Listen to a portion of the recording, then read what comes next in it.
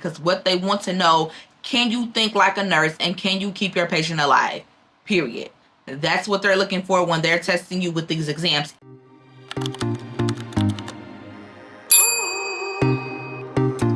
Hey nurse besties, it's your girl Dominica, aka Nurse Nakia. I'm back with a new video. If you're new here, I'm the nurse assistant nursing school, and if you're not new here, hey girl, hey girl, hey. Welcome everybody and welcome back, y'all. So in today's video, we are going to be discussing what I really use to pass my exams in nursing school. Okay, everybody want to know, like, well, what you use to study, so I'm going to share with you guys what I really use to pass my nursing school exams. And not only that, I'm gonna give you guys 7 study techniques, if that's what you want to call it, maybe 8 study techniques on how you can too. Okay, but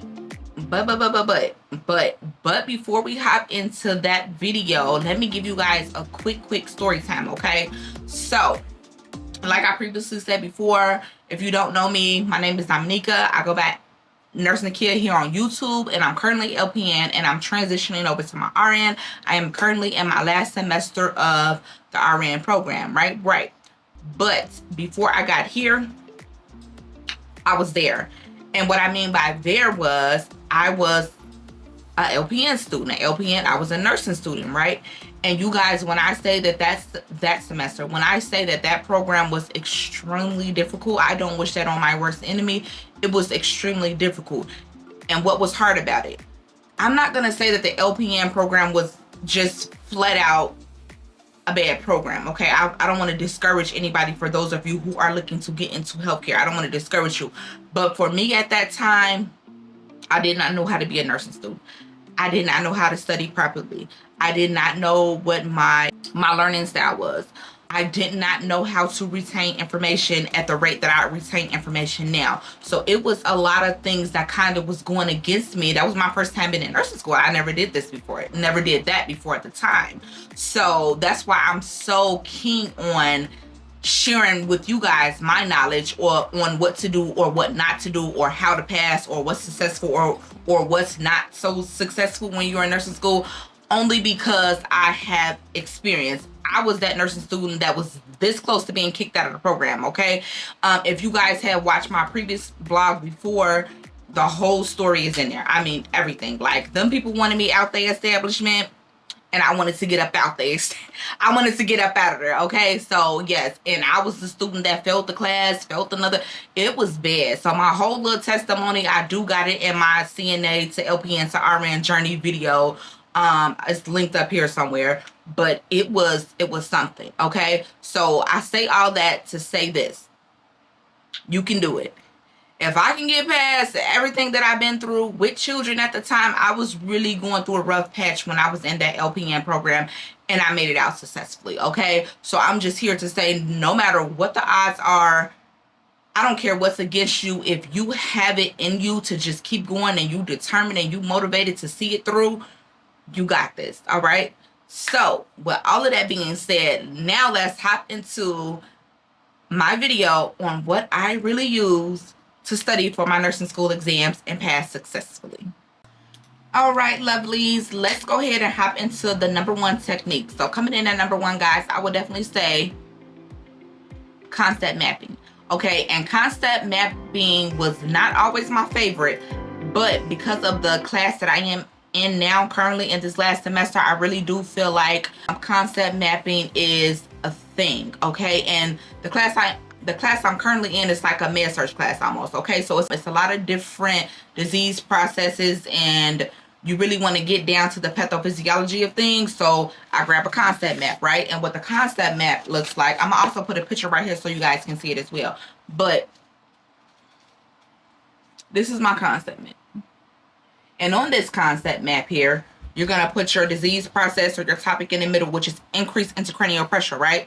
Once you get that topic going, we finna jot down everything that we need to know about this topic. So therefore, we got signs and symptoms right here. Boom. Write them out. You have nursing interventions right here at the bottom. Write it out. You have labs and diagnostic testings right here. Write it out. Also, you're going to have your complications, your treatments, everything that you need to know about increased intracranial pressure would be guys, would be here on your concept map, right? And not only that, what I do also is I will get a study guide. I will get a study guide from Simple Nursing, because I do have a little subscription or membership going with them. I really love him. He's awesome. So I will get a study guide, pop it right here as well. Look up increased intracranial pressure or whatever topic that you guys have, and I will go over that study guide, print it out, highlight whatever I need to highlight with that, and stick it in my binder and move on. Okay, so that was number one for concept mapping.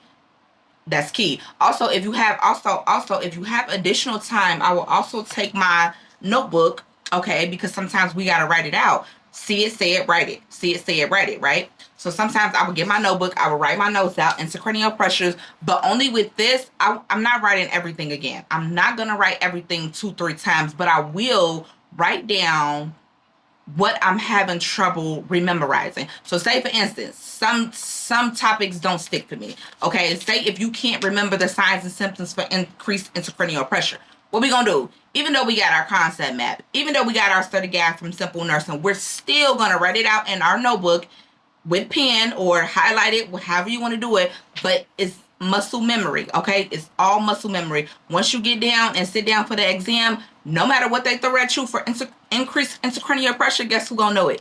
You gonna know it. Okay, so moving on to number 2. Okay, so moving on to number 2, y'all. Prioritize high yield topics. Okay, and what I mean by that is everything is not equally important. Okay, so if you come across a disease process or a topic or whatnot in your textbook and you see that that paragraph or that chapter is not bombarded with so much information on this one topic, I wouldn't spend that much time there. I'm not going to say don't study it, because you need to study everything. Everything is fair game in nursing. Anything could be a test question, right? Right. I'm saying don't spend too much of your time there. What you need to prioritize is your safety questions, your ABGs, and your infection questions. Okay, those are like top tier. You gonna see that every time. And those of you we all pretty much know that, but those of you who are not as far along in your program or just starting your program, them ABC questions is going to save your life. Airway, breathing, and circulation. Know those. Safety is always a priority. You're going to see a lot of those, because what they want to know, can you think like a nurse and can you keep your patient alive? Period. That's what they're looking for when they're testing you with these exams. Even when you get ready for NCLEX, can you keep your patient alive? Can you save your patient? It's what they want to know. Prevent them from dying. It's what they want to know, okay? All right, so moving on. Moving on to number 3, y'all. This is a really good one. Y'all. NCLEX style practice questions. Okay, so I have an instructor she is very heavy on the NCLEX style practice questions. Okay, but that's not why I do them. I was doing these as I got towards the middle of my program, working towards the end, only because I wanted to work on passing my NCLEX, not just passing my exams, but also knowing how to answer NCLEX questions. So I started doing these, I want to say maybe 6 months into my program, I started doing NCLEX style practice questions, okay? But they really helped, and I told y'all why, because them rationales is king. They always tell you why the answer is right or why the answer is wrong, and I love those. I really do. So also we have a rationale book, but we don't have a rationale book, but she requested that we do these NCLEX practice questions. She requested that we do these once a week, right? So we write down NCLEX style questions or we write down the rationales. So this is my book. This is what I use. And then this is what it looks like. So she said just to write the rationales down, and that helps. But for me, I really would like to see the questions. So I write me a question, and then I'll write the answer in a color, and then I'll write the rationale in a different color. Okay, right now that's really helping me out. Also with passing my exams, that's helping a lot, but it's very time consuming. This is very time consuming. I'm not gonna sit here and say that I can do this in the blink of an eye, because I can't, but it's time consuming, but it does help. Okay, what else can I say about that? Also, if you don't want to write them out, you can look online, or if you don't want to write them out, guys, you can Google 50 NCLEX style questions, right? This is what's going to come up. You're going to have your question. You're going to have what the answer is. And you're going to have your rationales. Okay? And if you do 50 NCLEX style questions, let's go back to increased intracranial pressure. If you do 50 NCLEX style questions on that, you do your concept mapping, you write out your notes of the things that you're having a hard time with memorizing, I guarantee you, you're going to be able to answer anything about increased intracranial pressure in your sleep. Okay? It's like, that's how for real, that's how for real I am. Okay, so yes, y'all, it's a method to the madness, but it works. Okay, like I said, it's time consuming, but it helps. All right, so moving on to technique number 4. Active recall. I know you all heard about active recall. So instead of rereading your textbook and rereading those chapters, I mean, if it works for you, great. But if you're really stuck with just looking over the textbook information, how about close your book? Well, write down what you need to write down. Take your notes, put away your notes, put away your textbook, and just kind of throw out there everything that you remember about that topic or everything you remember about that disease process. Okay, you can either write it out on a flashcard. So I use these flashcards. I just like to have a lot of different colors because colors actually help me with memorization. So that helps. Or if you don't want to do that, try talking with a study buddy over the phone or whatnot, and you guys can say, well, I remember this, and the third, and it works like this, or it doesn't work like this. These are the signs and symptoms. Just saying it out loud to yourself or writing it down, everything that you remember without rereading the textbook, it helps. Active recall. It's that simple, okay? So moving on to technique number 5. Moving on to technique number 5, it kind of go hand in hand with some of the other things that I have been saying, but multisensory learning. What I mean by that, y'all, is basically, like I said before, say it, see it, write it, okay? You're going to combine visual learning with auditorial learning, with textile learning. You're going to combine all of those, and you're going to write your notes. You're going to listen to your Level Up RN, or you're going to listen to registered nurse Sarah, or you're going to listen to whatever YouTuber that you listen to, and then you're going to go and write your notes. And once you write your notes, you're going to go and watch a couple videos. Point blank and period. It's that simple because it's a muscle memory. The more you hear it, the more you see it, the more you say it, it sticks. So come test time, come exam time, I don't care what they put on that exam and how they throw it at you, you're going to know the answer. It's just that simple. But also, though, sometimes, now I know this from experience, sometimes some questions just be over the roof. It be through the roof. You'll be sitting there like,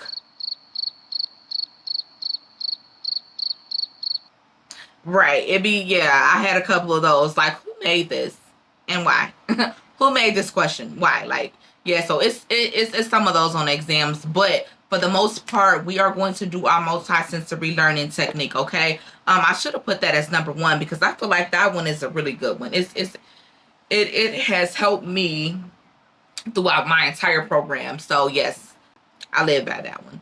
Moving on to technique number 6, guys. Yes, mnemonics. Memory tricks make the information stick. Did I say that right? So anyhow, y'all, so using mnemonics, y'all, really came in hand with me when I had took my pharmacology course. Really, that's the only one. I think that was the only class I really used that technique for, was my pharm class, come to think of it. But pharm is a beast. So anything that will help you get through and maneuver through pharmacology, baby, I'm going to utilize that. I'm going to utilize that. And it was really, really good. It's a website when it comes to me. Actually, I'm going to just post it right here. It was a site on YouTube. But I think you got to subscribe. I'm not sure how it goes. I'm not sure because I took pharmacology a little while ago. But it has really helped me a lot. I'm going to put the link right here, y'all. Check it out. I think they got a free version too, but I would definitely do the free trial because it was like, I love that. Okay, so moving on to technique number 7, y'all, which is really not a technique, but it is, but it ain't, but it is, but it ain't, but it is. So moving on to technique number 7, y'all have to get y'all rest. You have to be mentally stable. You have to be mentally grounded. You have to be rested, well rested, in order for everything that you're doing to flourish. If you run around nursing school, you drained, you tired, you sleepy, you just really off your square, everything that you kind of doing is really pointless because it's not sticking. It's not good. Okay, and I did a couple videos on that as well, how just taking care of your mental health, taking care of your body, mind, spirit, soul, all of that good stuff. That could have been number one, actually, honestly, because that is just as important as everything else, right? You want to get your sleep. You want to be mentally stable, okay? Because nursing school already takes a toll on us in every which way possible, okay? Drink your water, stay hydrated. Y'all already know the rest, okay? I think that's it. I think I took up enough of y'all time. Thank y'all so much for watching. Thank you so much for tuning in. Thank you so much for subscribing. If you have not subscribed yet, please do to support the channel so I can keep making content for you guys. And stay motivated, stay blessed, and I'll see y'all at the finish line. Bye.